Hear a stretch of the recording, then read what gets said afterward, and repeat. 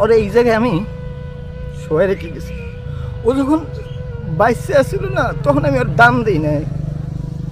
ওর সাথে ঝগড়া করতাম, এইটা নিয়ে ওইটা নিয়ে বাঁচতাম। সকালে প্রতিদিন নাস্তা বানাই দিত, একদিন যদি নাস্তা বানাই না দিত ঝগড়া করতাম। এখন আমি প্রতিদিন না খাই অফিসে যাই, আমার কোনো অসুবিধা হয় না।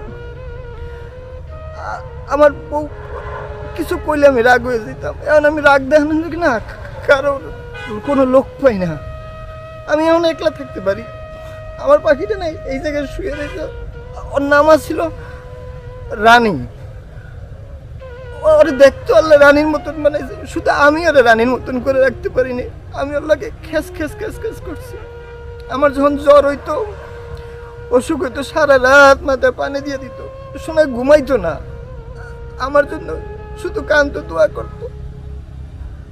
আমার বলতো তুমি একটু নামাজ পড়ো, নামাজ পড়ো। আমি না নামাজ পড়তাম না। আমি আজকে নামাজ পড়ি, তাও আমি নামাজ পড়ি। আজকে শুক্রবার, আমি শুনছি আল্লাহ শুক্রবার দিন না আসর নামাজের পর দোয়া কবুল করে। তোমার লাগে আমি দোয়া করতে এসেছি। আল্লাহ তুমি আমার রানীটারে, এই যে ফুল বাগান, এটা আমার পাখির কবরস্থান, এখানে শুনেছি। আমি আমি ফুল বাগানের মতন বানাই রাখছি। আমি তো ফুলের মতন মর্যাদা দিতে পারি না।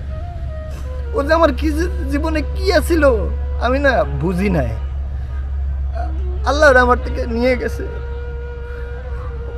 আমি অফিস থেকে আইলে আমার মোজাটা খুলে দিত। আমি যত রাগ করতাম না, কোনো সময় আমার চোখের দিকে তাকাইয়া কথা কইতো না। আমি অনেক অন্যায় করছি। আজকে তুমি নাই, আমি বুঝতেছি যে তুমি কি আছিলে আমার জীবনে। আল্লাহ তোমার জান্নাতবাসী করুক।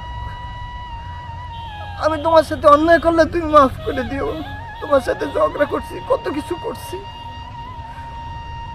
আমি শুধু বিনা কারণে তোমার সাথে হয়তো তোমার আমি শান্তি দিতে পারি না। তুমি